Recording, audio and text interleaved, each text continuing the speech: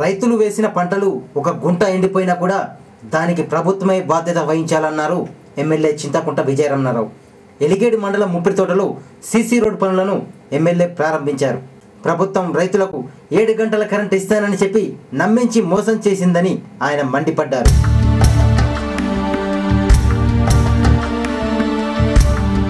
మల్లాయపల్లికి సంబంధించి మరి అక్కడ పూర్తిగా కూడా నీళ్ళు అందకపోవడం, తర్వాత ఇప్పటి నుంచో వాళ్ళు డిమాండ్ చేస్తూ ఉన్నారు.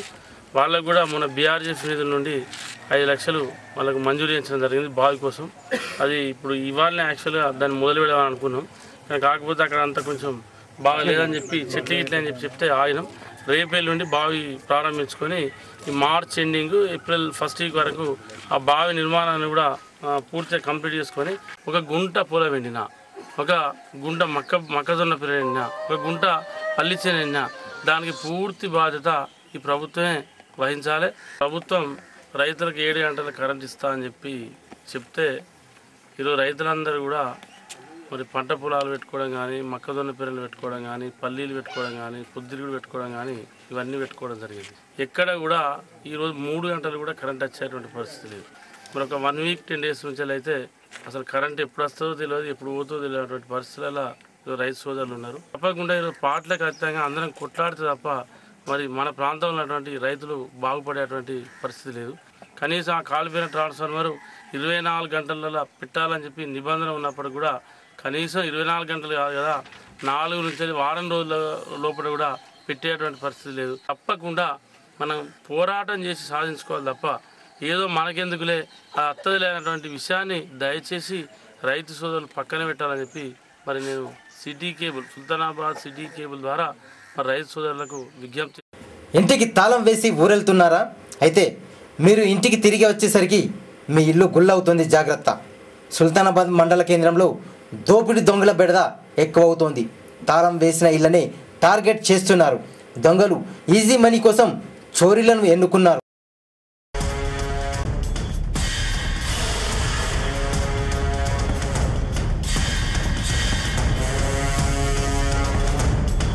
ఇంట్లో ఎన్ని విలువైన వస్తువులున్నా కూడా వాటిని ముట్టకుండా బంగారం, వెండి, నగదునే ఎత్తుకెళ్తున్నారు దొంగలు. సుల్తానాబాద్లో దొంగతనాలు పోలీసులకు సవాల్గా మారాయి.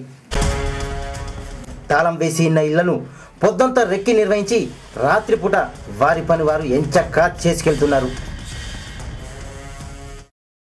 ఒక్క ఇళ్లనే కాకుండా దేవుని గుళ్ళను కూడా వదిలిపెట్టకుండా దోచేస్తున్నారు ఈ దొంగలు.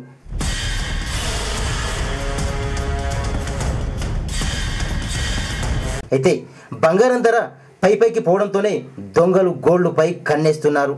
ఒక్కో చోట పట్ట పగలే మహిళలపై గొలుసులు తెంపుకెళ్తున్నారు. ఈ మధ్య ఓ మహిళ సుల్తానాబాద్ బస్టాండ్లో తన మెడలోని గొలుసును ఎత్తుకెళ్లారు దొంగలు. వరుస దొంగతనాలతో జనం భయంతో వణికిపోతున్నారు. క్లూస్ టీమ్, డాగ్ స్క్వాడ్ వచ్చినా ఫలితం కానరావడం లేదు. మహిళలు ఒంటిపై బంగారు ఆభరణాలు వేసుకొని వెళ్ళాలంటేనే జంకుతున్నారు. ఒక్కచోట దొంగలు ప్రాణాలు తీయటానికైనా వెనుకాడడం లేదు. 1 కాదు 2 కాదు, వరుస దొంగతనాలతో జనం అరచేతిలో ప్రాణాలు పెట్టుకొని జీవిస్తున్నారు. ఇళ్లలోనే కాకుండా ఏటీఎంలో కూడా చాలా తెలివిగా డబ్బులు డ్రా చేస్తున్నారు దొంగలు. ఊరికి దూరం దగ్గర అన్న తేడా లేకుండా ఉన్న ఆలయాల్లో దేవుని సొమ్ము, హుండీలను ఎత్తుకెళ్తున్నారు దొంగలు. ఇది పోలీసుల వైఫల్యమా, జనానికి తెలియకనా? ఎందుకు జరుగుతున్నాయి ఈ దొంగతనాలు? పోలీసులు నైట్లో పెట్రోలింగ్ చేసినప్పటికీ ఈ దొంగతనాలు ఆగడం లేదు. బంగారం, వెండి ఆభరణాలు బ్యాంక్ లాకర్లో పెట్టుకోవాలి.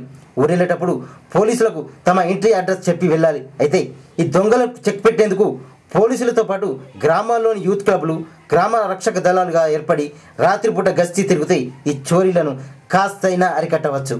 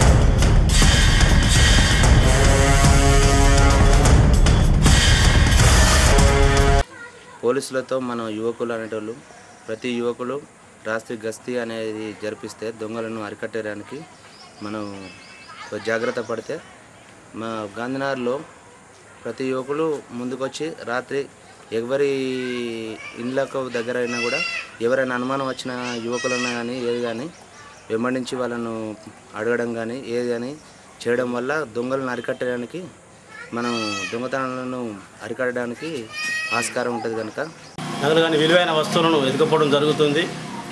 ఈ అరికట్టాలంటే పోలీసులతో సహా గ్రామాల్లో ఉన్నటువంటి యూత్ క్లబ్బులు, స్వచ్ఛంద సంస్థలు, ప్రజాప్రతినిధులు యూత్గా ఏర్పడి గ్రామాల్లో గస్తీ తిరిగి పోలీసు అధికారులకు సహకరించి పోలీసు అధికారులు కూడా ఇటువంటి వాటికి యూత్ను మొబిలైజ్ చేసి రక్షణ దళాలుగా ఏర్పాటు చేసి ప్రతి గ్రామంలో ఒక మొబైల్ టీంను ఏర్పాటు చేసి ఈ చోరీలను అరికట్టాలని చెప్పి ఈ మధ్య జరుగుతున్నటువంటి దొంగతనాల నేపథ్యంలో మండలంలోని ప్రజలు ఎవరైనా ఊరికి వెళ్ళినట్లయితే విలువైన వస్తువులు ఇళ్లలో కానీ పెట్టకుండా తమ బంధువుల ఇళ్ళలో కానీ బ్యాంక్ లాకర్లో కానీ జమ చేసి వెళ్ళడం, లేనట్లయితే సంబంధిత పోలీస్ స్టేషన్లో తెలపగలరు. అలాగే గ్రామాల్లో ఉన్నటువంటి యూత్ క్లబ్స్ మరియు స్వచ్ఛంద సేవా సంస్థల సభ్యులు తమ రిజిస్ట్రేషన్ సుల్తానూర్ పోలీస్ స్టేషన్లో ఈ నెల 8వ తారీఖు పోలీస్ స్టేషన్లో నమోదు చేసుకోగలరు. అలాగే ఏటీఎంల వద్ద కానీ బస్సు ఎక్కేటప్పుడు కానీ తమ వస్తువులోనే జాగ్రత్త చూసుకోగలరు. మీరు చేసేటువంటి చిన్న పొరపాటుతో పెద్ద నష్టం జరుగుతుంది. ఇటువంటి సంఘటనలను మీరందరూ కూడా నిర్వహించవలసిన బాధ్యత ప్రజలందరి మీద ఉంటుంది. ఎలిగేడి మండలం ముప్పిరితోట గ్రామానికి చెందిన పౌసియా గత శుక్రవారం కొలనూరు పిఎస్సిలో ప్రసవం కోసం వచ్చి చనిపోయింది. ఆ కుటుంబాన్ని ఎమ్మెల్యే విజయరామరావు పరామర్శించారు. ఈ ఘటనకు బాధ్యులైన వారిపై కఠిన చర్యలు తీసుకునేందుకు జిల్లా కలెక్టర్తో మాట్లాడతానన్నారు.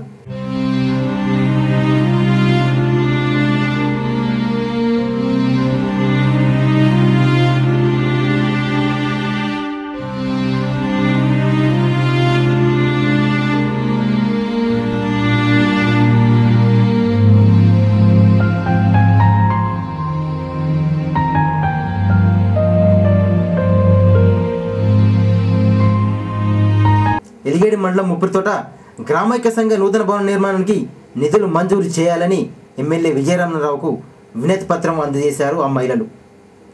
ఉగాది అనంతరం నిధులు సమకూరుస్తానని హామీ ఇచ్చారు ఎమ్మెల్యే విజయ్. సుల్తానాబాద్ మండలం నారాయణపూర్లో సింగసముద్రం కుంటలో అక్రమంగా బావి తవ్వుతుండగా ఓ వ్యక్తి ఫిర్యాదు మేరకు రెవెన్యూ అధికారులు వచ్చి ఆ బావిని పూడ్చివేశారు. ఇదే గ్రామంలో మరికొంతమంది అక్రమంగా చెరువు శిఖంలో కొంతమంది బావులు తవ్వుకున్నారని వాటిని కూడా పూడ్చివేయాలని బాధితుడు చెప్పాడు.